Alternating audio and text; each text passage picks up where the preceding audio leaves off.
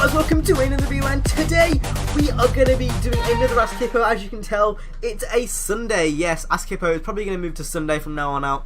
But yeah, we're here with Ask Hippo. I think this is week like number 6 or 7 now. So yeah, let's get straight into this video. If you want to ask a question for next week, make sure to leave a comment down below with hashtag Ask Hippo or something across those lines, and I will include it for next week. Yeah, but without further ado, let's get into the questions.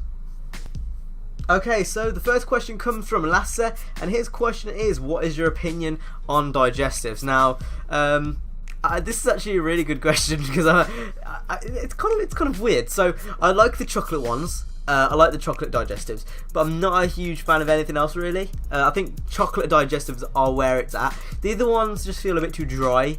Like, I don't know, like you can't eat them on your own like you can with anything else. I think the chocolate digestives are king. Normal digestives, I guess they're alright, but I wouldn't eat them usually. So overall, to answer that question, I've got to say chocolate digestives are king. Okay, the next question is from Felium the Dragon, and his question is, which is the best DLC you've ever seen in a game? What is the most pointless DLC you've ever seen in a game? And what DLC should a Need for Speed 2015 have? So the best DLC I've ever seen, hands down, is Big Surf Island or the Ballad of Gay Tony. Those two DLCs were amazing. So if you didn't already know, Big Surf Island was a DLC for Burnout Paradise, where you basically got a whole new area, loads more cars, loads more challenges. I spent so much time in Big Surf Island, it was unreal. So I would say hands down that was probably one of the best DLCs. Then obviously the Ballad of Gay Tony was the GTA 4 expansion, which had a lot in it as well. But I'd say overall probably Big Surf Island. That was such a good DLC. The most pointless DLC you can get are probably just, I don't know, I've seen some pretty pointless DLCs. I think just microtransactions would fall into that point of pointless DLCs. They're just kind of shortcuts which you can... Oh, I know what it is. The Time Savers packs from the old Need Speeds, like Need Speed Undercover and stuff, those are the most pointless. Because you can get a save which would do the exact same thing anyway. And back in the day, it was really easy to get like PS3 saves, or PC saves for that matter. So I would say the most pointless ones I've ever seen are probably those Time Saver packs that we used to see in the older Need for Speeds. And what DLC would I like to see in Need for 2015? Well, I can basically predict what there's going to be. There's going to be car packs. There's going to be microtransactions. I imagine. But what I would like to see, I would like to see a map expansion. Depending on how big the map is, I would love to see a map expansion, as well as, you know, maybe a tuner pack and all that kind of stuff. Like a muscle car pack and an exotics pack. I think that'd be pretty cool. But really, I just want a map expansion would be better than a car list for me. Like car packs, I mean, cool, but unless the car list is really lacking, like the crew, we don't really need them. I would much rather have a map expansion where like we can actually see more of the map. That'd be pretty cool. So Ghost, if you're watching this, you know what, you've heard it from me. A map expansion is the way forward, my friend. And then what was the last question? Oh no, that was the last question. So yeah, thanks Felium for asking your questions. Let's move on to the next one.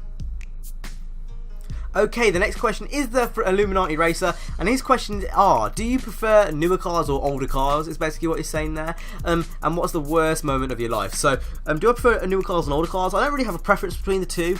Like, I'd much rather have a 69 Camaro over a Camaro nowadays. Like, I'd much rather have the old one. Same with the Mustang. But I don't really have a preference between newer and old cars. I don't think I kind of discriminate cars in that way. Some are better, some are worse, and I guess that's just how I see it. Do I like the BRZ, the 86, the Hurricane? Of course I do, you know. Do I like the C7? Yeah.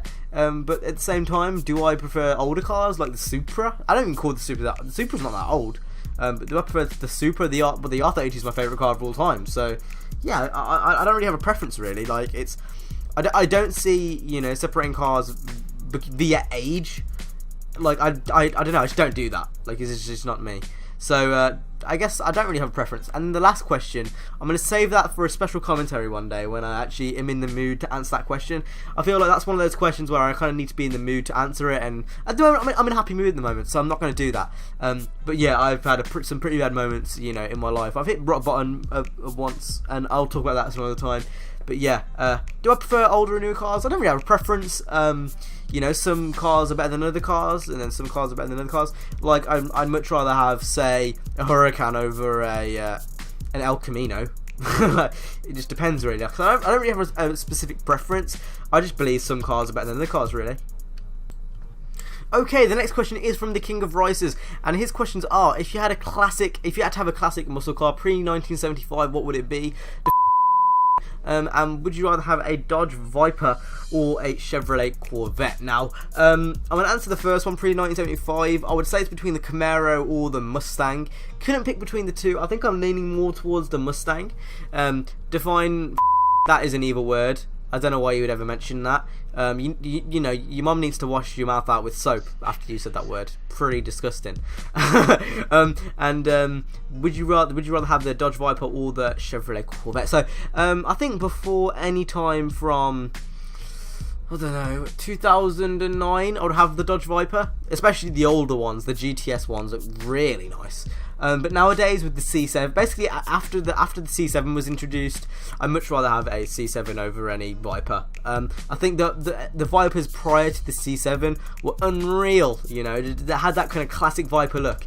I think what you'll find now is the Vipers nowadays, they just don't look the same in a way. So yeah, that's just my opinion. So yeah, let's move on to the next question.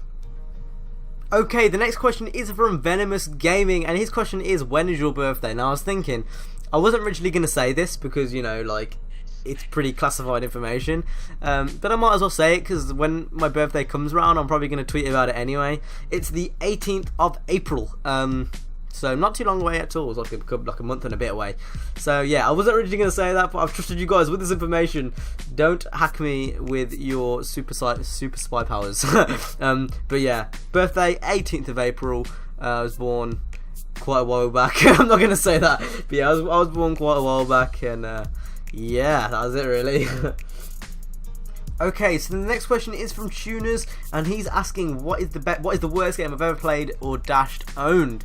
Now, in terms of worst game I've ever played, there's loads, but the worst game I've ever owned is really hard because I haven't owned that many bad games of such. Like, all the games I have, I buy because I've either played them before and I've liked them, or I've seen videos and I've liked them. Like, I do look about the games before I buy them.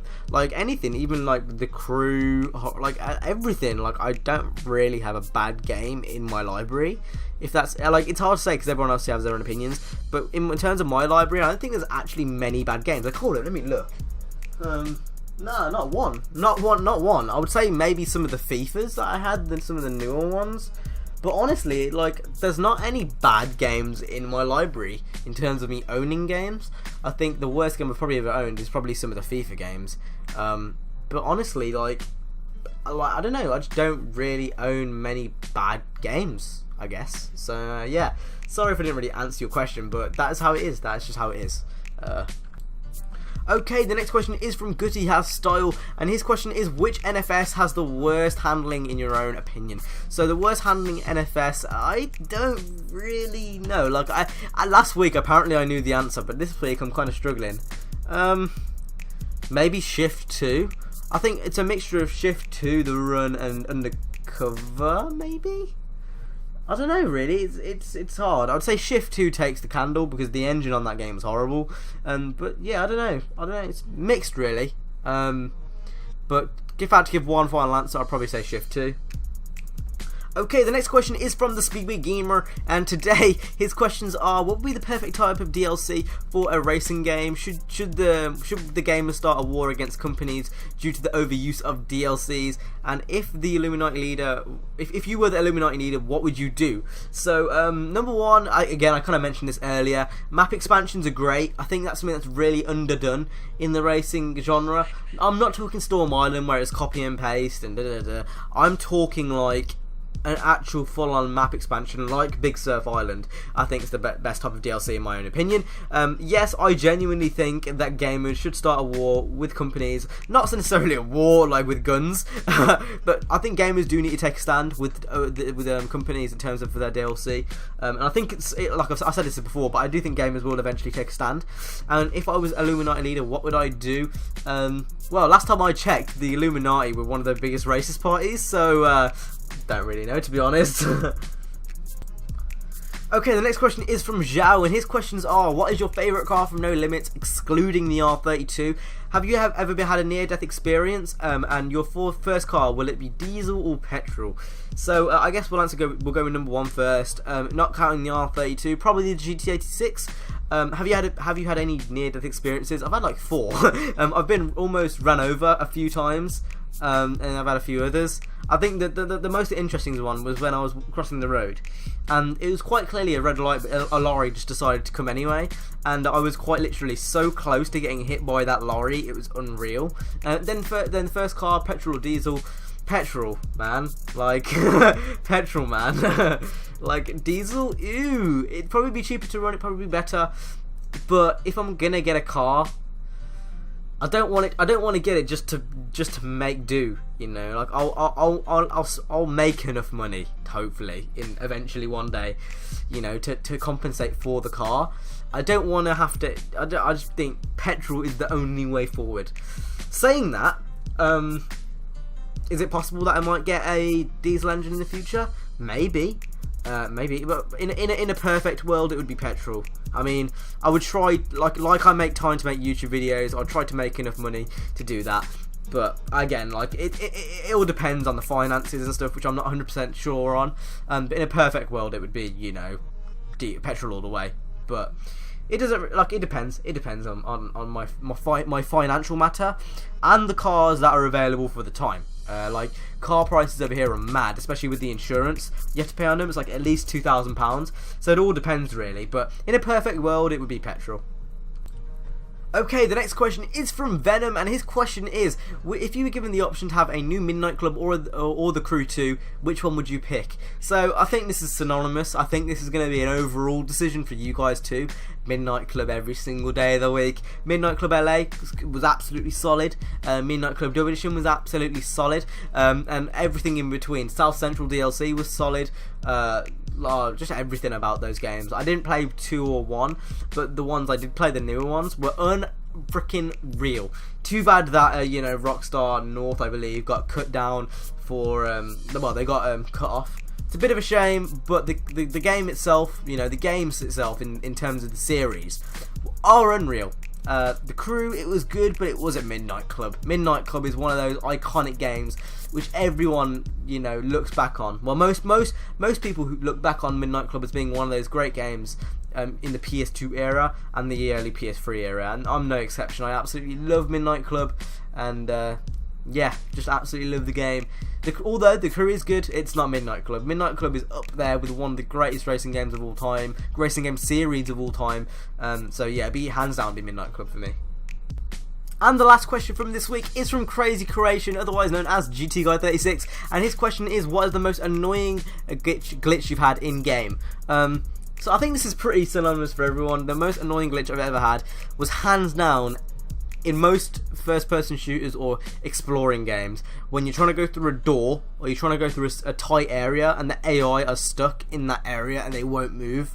That's just, oh my god, the rage, the amount of times I've been called, like, just that little glitch when someone's stuck in a door and people are shooting at you, and it's taking you so freaking long to get to that section, and then you die, and the checkpoint's like 40 meters away, like, well, 4 million meters away from where you actually were, and you've worked so hard to get to that checkpoint, and then next thing you know, the AI's basically just killed you. You know, your friendly AI has killed you. That is the most annoying feeling in the world, and it's common in quite a lot of the older games, where if you are trying to get through a door, they'll just get stuck. Like, there's quite a few things. So yeah, that is the most annoying glitch I've ever had. If you guys have enjoyed this episode of Ask Hippo, make sure to smack the like button, subscribe, and do all that fancy jazz you should want to do. Next week, if you could go and ask me YouTube related questions, that would be absolutely amazing. I kind of want it to be kind of like YouTube week almost next week. So if you can ask me a question down below that's somehow related to YouTube, that would be pretty cool. And I will see you in tomorrow's video. So yeah, I'll see you tomorrow with some project cars. It's going to be a really interesting video tomorrow, actually, because I've got some opinions. So yeah, I'll see you guys tomorrow. Peace.